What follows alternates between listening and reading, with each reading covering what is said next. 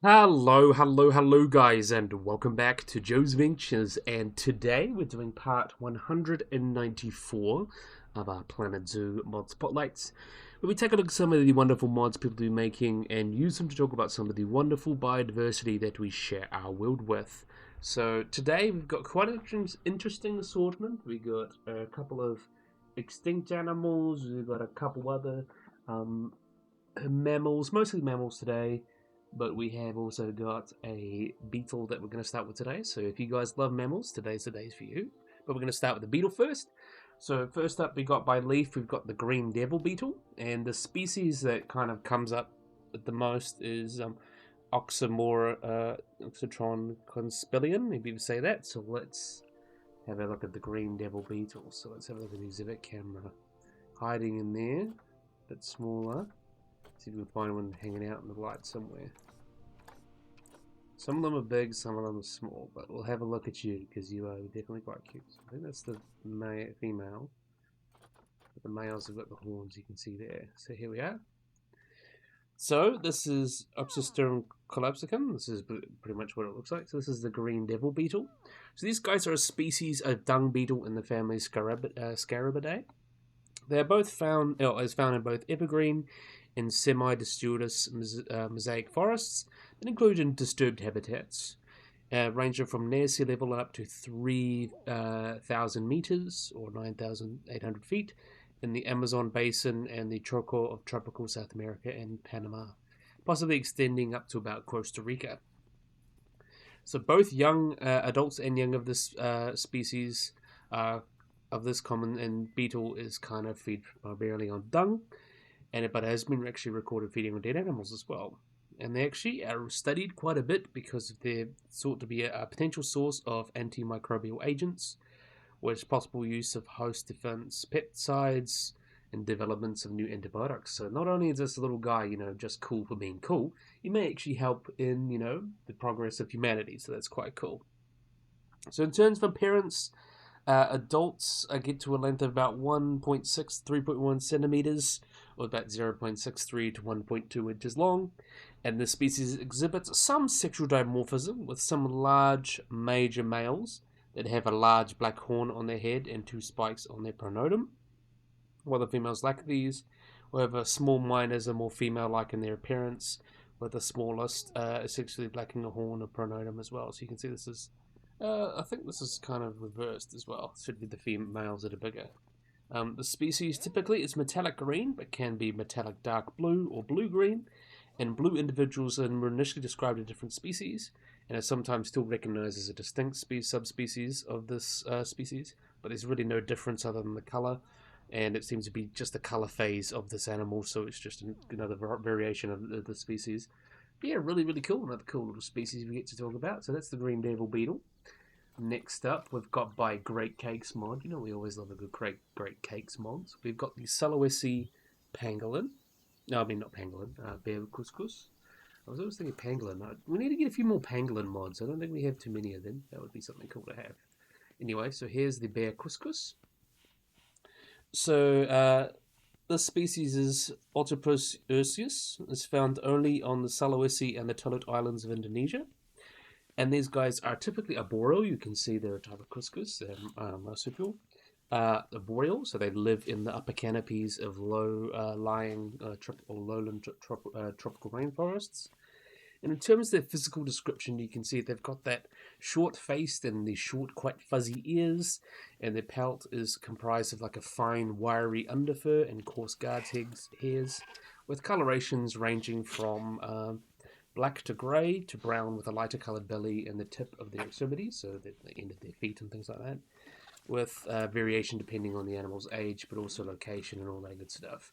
So there's, a little bit of variety. The prehensile tail that you can see there, it's not unfurled.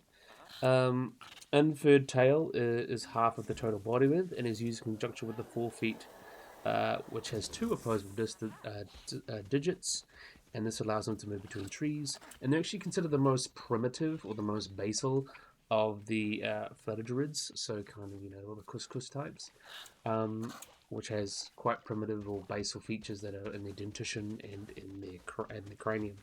and they get to about 7 kilograms in size on average, and about 1.2 meters in length. There's actually not much known about their mating behavior. They're not too well known, but they do give birth 1 or 2 times a year to one baby, like this little guy here. Little cutie. So young are born, like other marsupials, extremely artificial, so they're very, very small, like the size of a jelly bean, and then they climb into their mother's pouch where they continue development, and after about 8 months, development is sufficient to allow survival, or that the young will remain with its mother for a little bit extra time. And it's unknown what exact age these guys reach maturity, though. In terms of their behavior, these guys tend to live in pairs or groups of 3 to 4. And being arboreal, they tend to hang out in trees, but they move very slowly, and they grasp things, and they spend most of the day sleeping with little time devotion to feeding or grooming, and even less to social interactions. Though it actually is hypothesized that activity is spent the day and night with periods between feeding and resting, kind of things like that.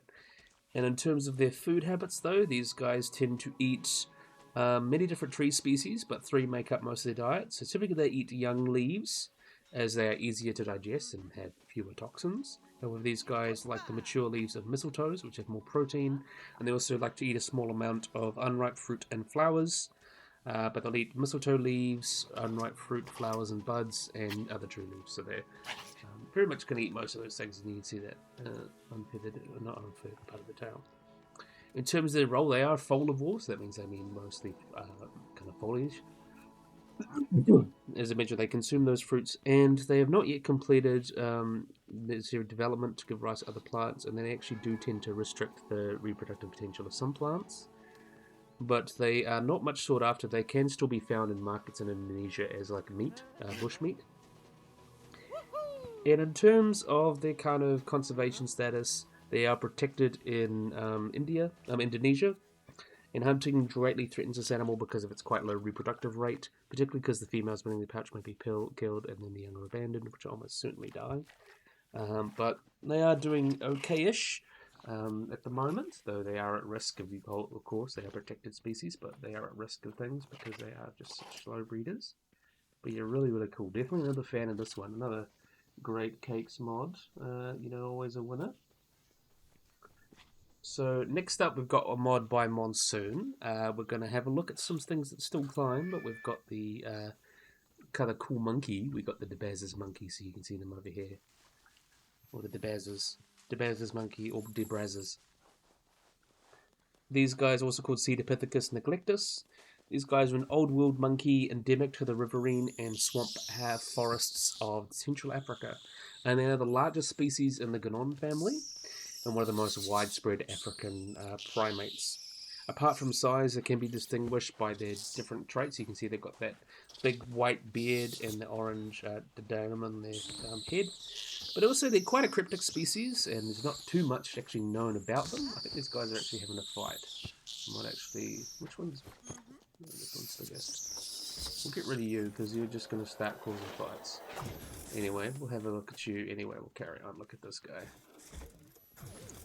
So in terms of etymology, etymology, so they were locally known as swamp monkeys, but they are named after the Italian naturalist and explorer Servan de Brazas, and Neglectus because pretty much they pay no attention to it, given their ability to hide both predators, so they pay no attention to it because they're mostly, they just pay no attention to them.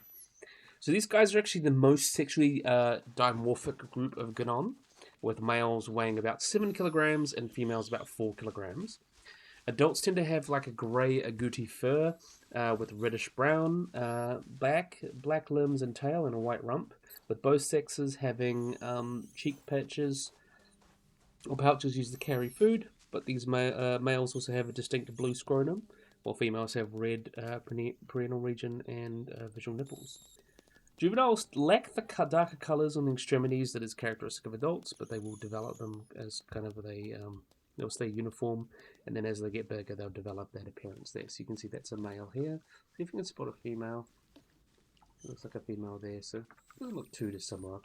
And you can see the baby, you can see it's pretty different in that regard. But yeah, quite cool. Really, really cool little guys. So in terms of their distribution and habitat, look at an adult, why not? In terms of their distribution and habitat, They range across the swamps, bamboo, and dry mountain forests of mostly Central Africa, from Angola. So typical countries: Congo, Guinea, Ethiopia, Gabon, Kenya, and Uganda, and those places. Pretty much Central Africa. Troops are found almost exclusively near water, rarely venturing farther than a kilometre away from a river or tributary. As a result, they can sometimes be seen swimming, and these guys do prefer dense foliage and vegetation, really only venturing to more open forest to feed. And they're mainly arboreal, but they send to the ground to feed on plants. Well, that one's pooping a lot. Wow. Anyway, due to its cryptic nature, there's no accurate population estimates, which is a bit of a worry. Yeah, that's a lot of poo. That's funny. Anyway, the diet, as I mentioned, is quite herbaceous, so they eat a lot of stuff from the forest floor. Or fruits when available. They are also supplemented with insects, seeds, and other sources of food. And in terms of predators, they can get preyed upon by crowned eagles, leopards, humans, and common chimpanzees. And though rarer, dogs and pythons have been known to prey on babies of the juvenile Debracus. And the typical predator response is actually to curl up in a tight ball against the side of a tree with its orange crown or white stripes hidden and wait for them to leave, so kind of a way to camouflage, which is very interesting as well. In terms of lifespan, though, they are thought to correspond similarly to other species and live about 22 years in the wild and about 30 in captivity. Their cryptic nature makes them hard to observe in the wild, and actually have quite a small troop size compared to other ganons, ranging from 2 to 10 individuals. In some areas, though, they have small pair-bonded groups, though in some areas they live in single male, multi-female groups, depending on where you are. Bit of variety there. Males will also communicate with booming sounds. They're usually heard early in the morning, when males call out to establish their territories. They will call to bring the group back together if they're separated as well. And when attacked by predators, they will give alarm calls. In the case of a crowned eagle, they will kind of have a short bark before attacking the eagle, so the males will attack the eagle. Females have been observed getting loud calls and growls to humans. Otherwise, females are typically limited to quiet croaks, and infants and juveniles will give small screeches in distress. And due to their cryptic nature, hearing these calls is the only way to know they're really present. So they're very cryptic species, very hard to observe. But in terms of reproduction, we'll have a look at the cute little baby as we get a look at these guys. In terms of reproduction, female Debracus monkeys reach about sexual maturity of 5, while males do not reach sexual maturity about 6. Most juvenile males will leave their natal group, or the group they were born into, before they reach maturity, and the breeding season lasts from February to March, but females can go into estrus during times of high food availability.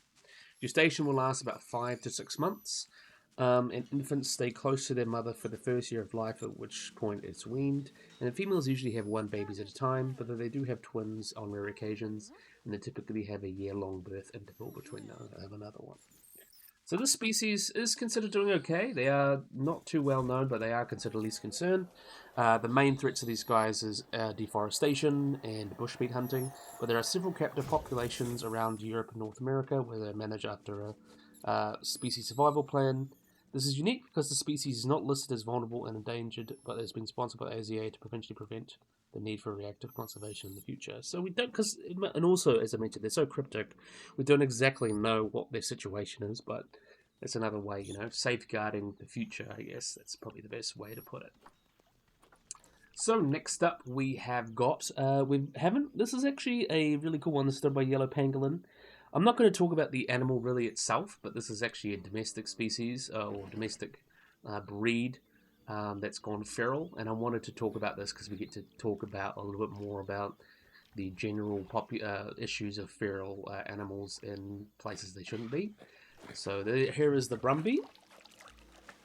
So the Brumby is a free-roaming feral horse breed from Australia.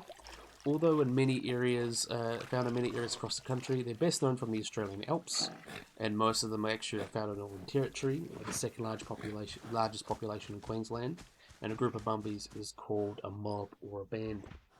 So the Brumbies are actually descended from escaped or lost horses, dating back to some of the early settlers of Australia, and today they live in many places, including some national parks, notably in Victoria Alpine National Park, places in New South Wales and Queensland, so pretty much any kind of big nature areas you can find Brumbies.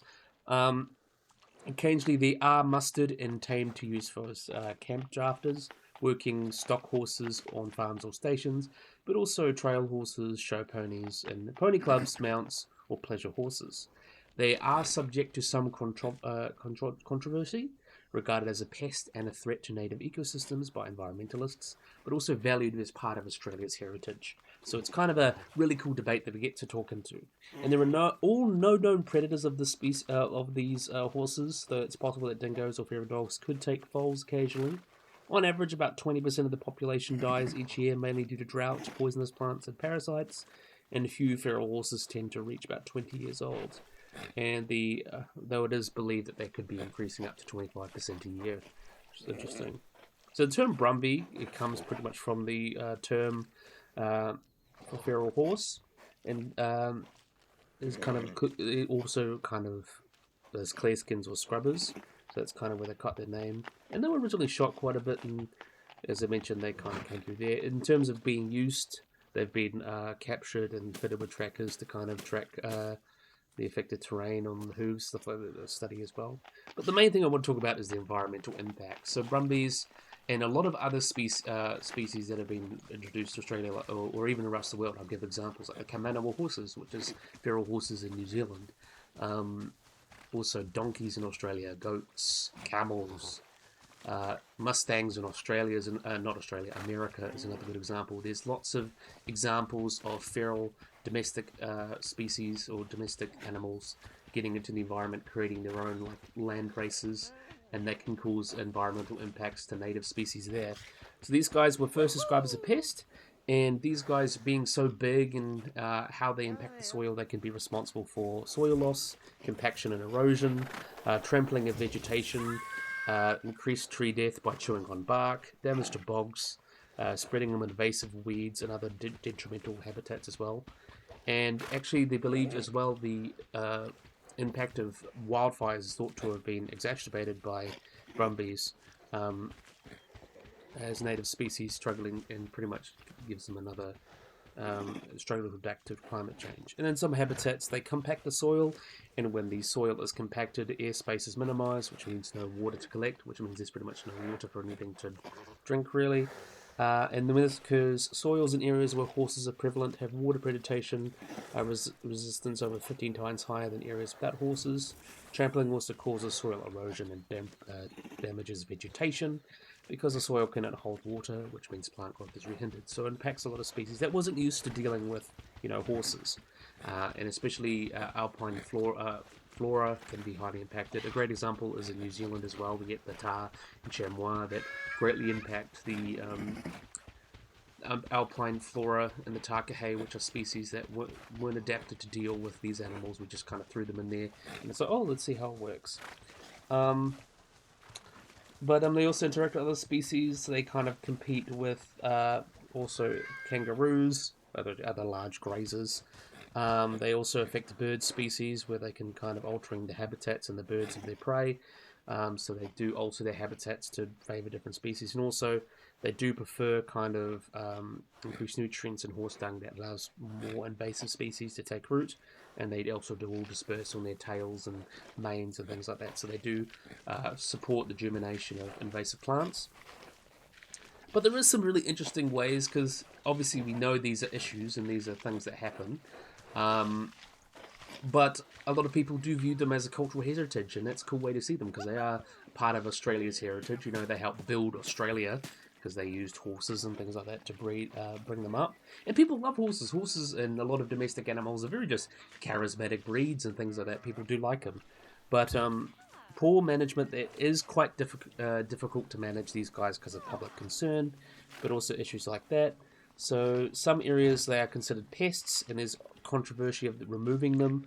And the primary argument in favour to removing brumbies and things like that is, the impact on fragile ecosystems. But public concern is control efforts as well, including some Aboriginal people who believe they belong to this country.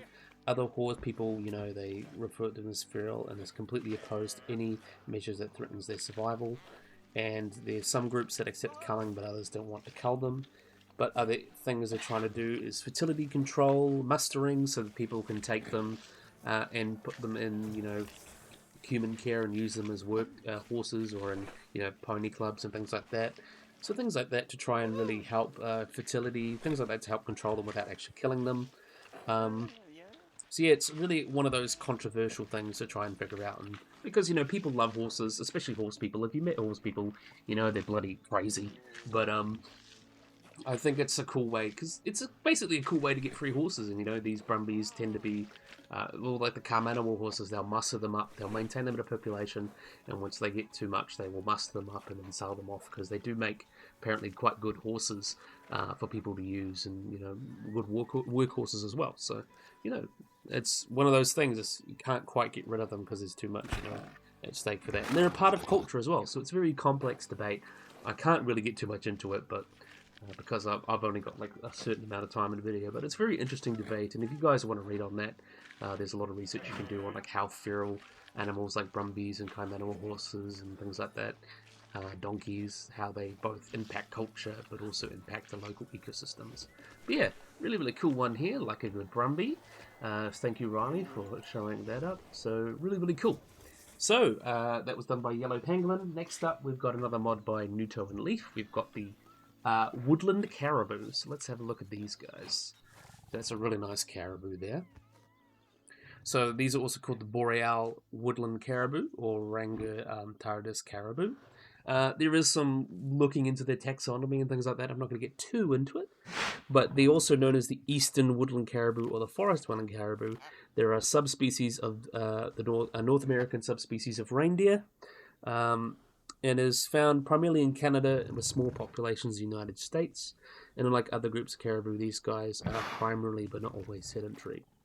So in terms of the ecotypes of caribou, they are the third largest after the Selkirk Mountains caribou and the Osborne caribou. And colour as well, there's a little bit different there. So this particular subspecies tends to prefer lichen-rich mature forests and mainly live in marshes, bogs, lakes, and rivers. And the historic range of the woodland caribou covered actually pretty much over half of present-day Canada, switching from the Yukon to Newfoundland and Labrador. The national metapopulation that spans the sedentary kind of ecotype. So they're not necessarily a different species or population, they're kind of an ecotype. So these guys prefer to live in boreal forests, while other populations tend to be migratory, hanging around, the plains and things like that. So that's not different groups. They're the same species or subspecies sometimes, but these guys just prefer to live in different habitats. But their former range actually ranged south into the US. By 2019, the last individual in the lower 48 was actually captured and taken to a rehab center in British Columbia, which thus marked the extirpation of the caribou in the US. So they're not, and they can't be found naturally in the US anymore. It's a little bit sad. So this population is designated as threatened as well. So there's believed to be about 34,000 boreal woodland caribou and 51 ranges remaining in Canada. And in terms of the status, it was the biggest risk of caribou is industrial development, which fragments their habitat and exposes them to greater predation. And they estimate only 30% of their population is actually sustaining, as they're extremely sensitive to both natural, such as forest fires, but also human disturbances, as in habitat damage brought by resource extraction, road building, and human activities.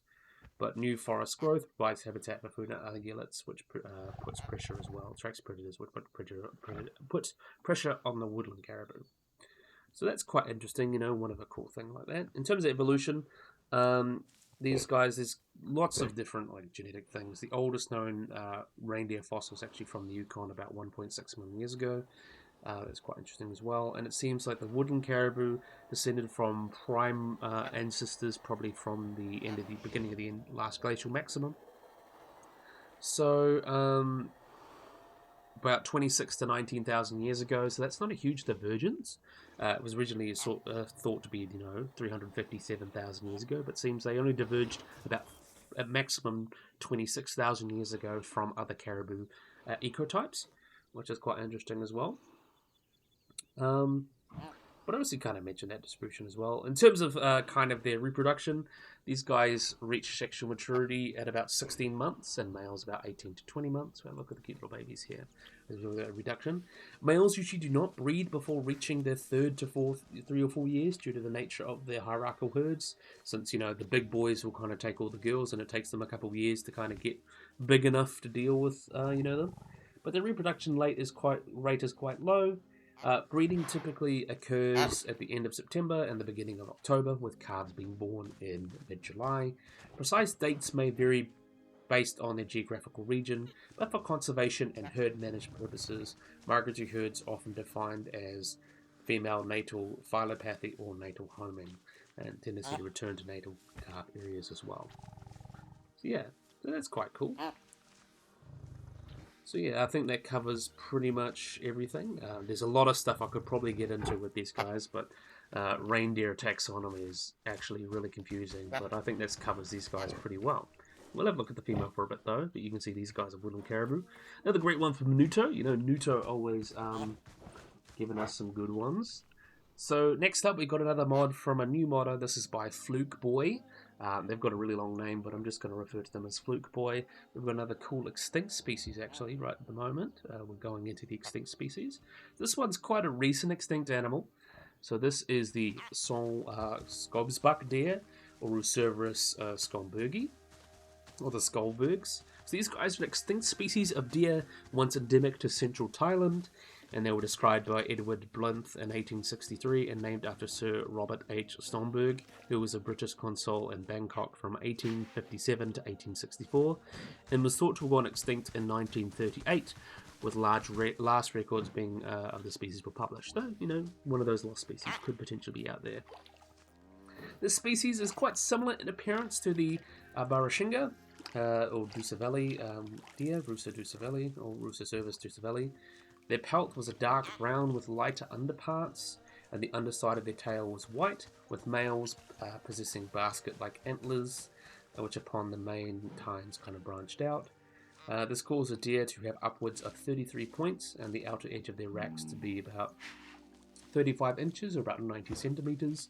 Though little is known about the female. Beyond that, they did not have antlers. So they're not known from too much. These guys inhabited the swampy plains with long grass, cane, and shrubs in central Thailand, primarily in the Chao Phraya River valley near Bangkok. This deer avoided dense vegetation and lived in herds typically of a single adult male, a few females, and their young. However, during flooding that occurred during the raiding season, they were forced upon higher purchase of land that could turn into islands, and that made them quite easy targets for hunters. So sadly, in terms of they are extinct, so commercial production of rice for export began in the late 19th century in Thailand, leading to the loss of nearly all the grassland and swamp areas of which this deer species depended on, and intense hunting pressure actually kind of happened around this time, at the turn of the century, which restricted this species further until becoming extinct. So the wild population was thought to have died out by 1932, with the last captive individual living in a temple in Samut Chakon being killed in 1938 by a drunk man, so that's quite sad. The species was listed as extinct in 2006. However, there are some species that think it could be extant, just quite a rare species. Evidence of the continued survival of the Somberg's deer came in February of 1991, where Lawrence Chazes, the agronomist with the United Nations actually photographed a set of antlers on display in a Chinese medicine shop located in the Pongshao province of Laos. And given its unique appearance, they actually believed to be the Somberg's deer, and further analysis have shown that they had come from recently killed animal. But there's only one mounted one at the moment, so this is definitely a species that could still be out there, you know, we don't really know. But yeah, that's still another cool one. Hopefully we do find it again and starting to breed it. I do think, considering, you know, extinct till the 90s, it could be just quite a rare one. Could be another Purveyor David's deer situation. But yeah, hopefully we do find it. It's definitely a really cool animal. But last but certainly not least, we've got Narwhal back again with some really awesome mods. We have got Smileodon populata, or he's referred to it as the Southern Sabertooth. So this is Smileodon populata, or populata. So we'll have to look at the big boy here. Where is he? There he is. So this is Smileodon poplita. So I'm going to go specifically into this species. So there are 3 different species of Smileodon. There's Smileodon gracilis, which was the first one. The North American species Fatalis, so that's the one you find in the tar pits. And this is the South American one, Poplita, which was the largest of them all and found in South America. So the first ones, this was actually the first species described. It was found in Brazil. And then kind of found thought to be hyena, but it was named Smileodon poplita in 1842, which means two-edged or scalpel, Smilo or two-edged knife, and Don, so basically knife. It's kind of what it names. But there was fossils again later found in North America, and Gracilis was found in 1880 to kind of, fill out that roster. So in terms of evolution, they are a saber-toothed cat, and one of the probably best known member of that group. And the term saber-tooth has actually now become a name for kind of an ecomorph of different synapsids that had large canines that are not related to each other. So things like Gorgonopsids and Nimravids and Thylacismylids and things like that all became, different things like that. But in terms of how they're related to each other, these guys are Macarodonts and related to things such as Meganterion, Homotherium, animals like that. And the earliest species, as I mentioned, was Gracilis, that lived about 2.5 million years ago to 500 million years ago. And then you had Fatalis existing between 1.6 million to 10,000 years ago. And Smileodon populata lived between 1 million and 10,000 years ago in East South America. And in terms of their size, Smileodon populata was the largest of them all. So Smileodon populata was actually considered one of the largest known felids. And they got to about 120 centimeters tall at the shoulder, or about 47 inches, and a typical body mass of between 220 to over 400 kilograms, or between 490 or 180 pounds, with actually one estimate suggesting up to about 470 kilograms, or 1,040 pounds for one individual. And there may have been individuals up to about 436 kilograms. So that's very interesting as well. So they likely could have got quite large. While Gracilis was quite small, about 55 to 100 kilograms, about jaguar sized. Fatalis was a bit in between 160 to 180, so about the same size as kind of a, large lion or tiger, maybe a little bit bigger than a tiger. And then these populata got quite big, which is quite cool.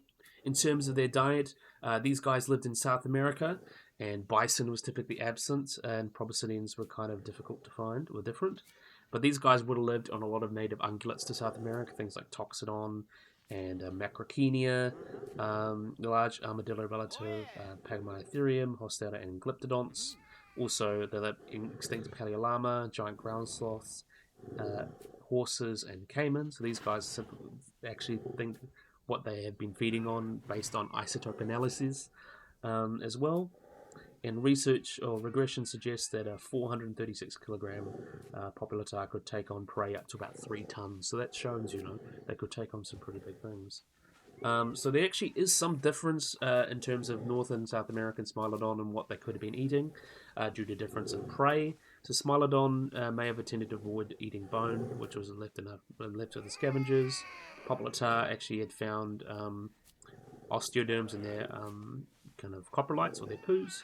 So these guys, Smileodon may have had a more generalist diet than previously thought, which is interesting as well. But in terms of predator behavior, they wouldn't have been too different from, modern cats. But they had a specialized way of killing prey, as in they would pounce, hold their neck, their body and head down with their paws, and then deliver a killing blow to their, jugular and windpipe and kill their prey quite quickly as well. Another cool thing as well is their social life. So there's been lots of debates whether these guys would have been social and how they would have lived together. There are fossils of injured Smileodon that show they would have been healed, which does suggest, social lives and things like that. So that's quite interesting. So they potentially could have been social to some. There's suggestion, monogamous pairs. Maybe not anything like modern lions, because there seems to be not much sexual dimorphism. So male and female Smileodons tend to be very similar in size, as opposed to lions, where females are much smaller than males. So they likely could have been literally have like a wolf-like hierarchy or something like that, monogamous pairs, something like that. And we'll have a look at the cute little babies as well, because they are quite cute. This young Smileodon, we'll talk about how they grow. So they actually develop their adult saber-tooth teeth when they're about 12 to 19 years old, months old, shortly after the eruption of their baby teeth. And both the adult and baby canines will be present side to side for about 11-month period, so you can tell how old they are. But once they reach 23 to 30 months, the infant teeth will shed, and then the adult canines will kind of come in, and they reach their full size at about 3 years of age, later than most species, modern species of big cat. Juvenile and adolescent Smileodon are actually quite extremely rare, but there is studies actually looking into kind of, they keep their milk sabers for extended periods of time to help reinforce adult canines as they grow, so it's quite interesting as well, and it's quite cool. But as I mentioned, so the species Populata lived down in South America, while Fatalis lived in North America. So Fatalis lived basically in as far south as Patagonia.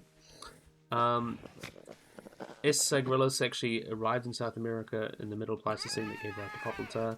So this species would have been living around here, though they did actually, S. fatalis actually range into western South America during the late Pleistocene, and the two species were thought to be divided by the Atlas Mountains, but they had found fatalis in Uruguay, so they actually think that these guys may have actually kind of focused on living in different habitats. So it seems that Smileodon fatalis, which was a bit smaller, tended preferred closed forest habitats, while Populata tend to live in more open habitats as being bigger. So in America they had to contend with, giant lions, American lions, and direwolves. In South America they had to really contend with direwolves and potentially, Smileodon Populata. So it's quite interesting as well. And these guys would have been eating, toxodons, pretty much any large animals, ground sloths, mastodons, pretty much anything, kind of like that. And it's believed that Populata got larger because of lack of competition, but also living in more open habitats, which lends itself to getting bigger, which is interesting as well. But these guys, again, like the end of the Ice Age, they all went extinct. So all species of Smileodon that were alive, both Fatalis and Populata, but also a lot of those really cool large megafauna of the end of the Ice Age, the mammoths, mastodons, ground sloths, glyptodonts, all those really cool animals, but also some small ones.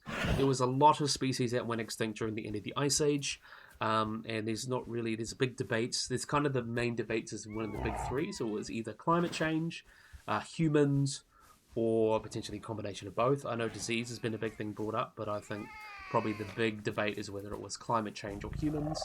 It's always a big debate, and a lot of people kind of misconstrue that as thinking, humans came in and were hunting mastodons, basically, because like a big animal like that is very hard to kill, so they could have been just killing just enough of them to make their population go below replacement rate, because being such big animals and slow breeding, that can really impact their population. If you just take a little too much of them, their population go down and make them extinct. So yeah, it's one of those things as well. And the youngest, I believe, Populata actually was the latest one. Was actually about 9,000 years old.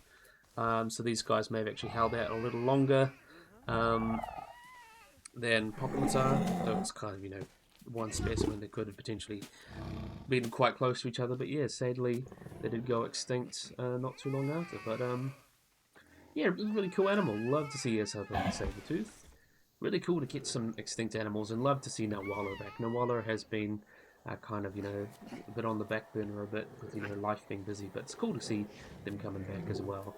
So yeah, I think this is a great place to end the video. So I'm going to thank everyone. Thank you, Great Cakes. Thank you, Monsoon. Thank you, Yellow Pangolin. Thank you, Nuto and Leaf. Thank you, Fluke Boy, and thank you, Nawala. And you've all done really wonderful jobs with these mods. So yeah, I really, really, really hope you guys have enjoyed this video. Hope you guys like and subscribe. Always remember to get the little bell icon to get notified about anything. So if you guys enjoyed this video, if you guys like and subscribe, and bye-bye.